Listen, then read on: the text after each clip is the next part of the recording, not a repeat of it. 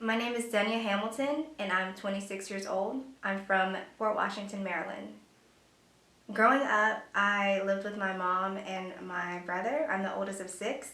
My parents actually got a divorce when I think I was about 8 years old. My dad at first lived with us, but then of course he moved somewhere else. But because of that, I realized that I was missing something in my life, and I just really didn't know what it was.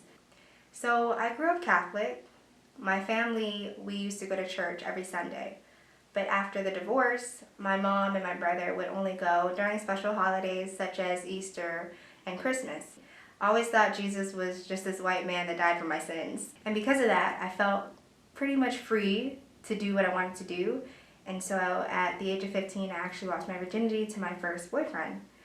I knew it was wrong in a way to just give myself up and just to give my body pretty much to anybody who wanted it. I honestly didn't know the value of my body. I didn't know the worth that I had. Of course, it looked like I was really confident.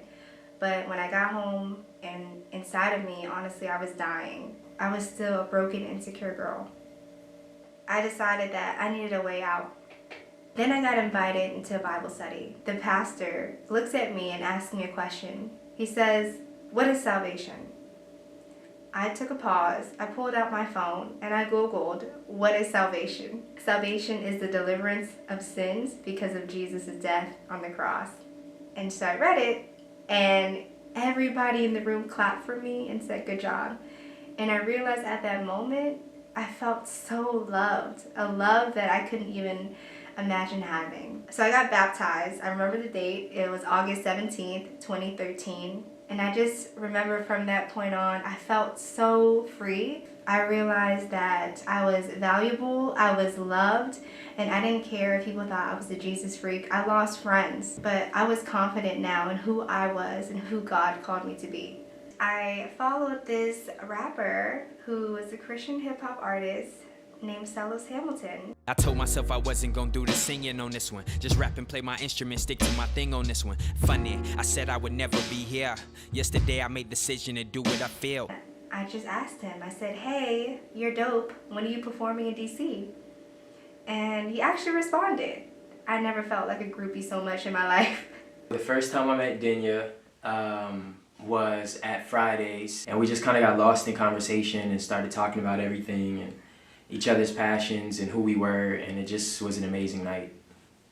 What actually I love about my husband is he really pulls the gold out of people, no matter who he meets. He did that for me because, of course, I did tell him about my past, and that's actually the first time he told me he loved me. After I confessed to him my dirt, he was a reflection of who God was to me. Who would not want a wife who runs to you and lets you see all of her and lets her be honest and vulnerable, and it was just an amazing thing. We also waited until marriage to have sex. Yes, it is possible. Is it hard? Yes. So the name of our podcast is Tour Life. So it's the number 2, hour, and life.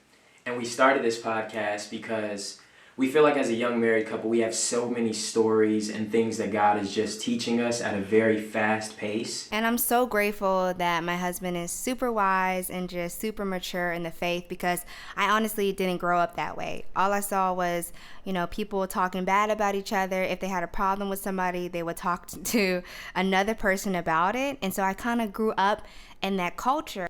There is hope, and that your story matters, but it's not the end. And God loves you so, so much that he wants to use what you've been through for his glory. There is purpose through the pain. I never would have thought, looking back, I would be here today, just married to the love of my life, married to a man who loves God more than me, and just doing life with my best friend.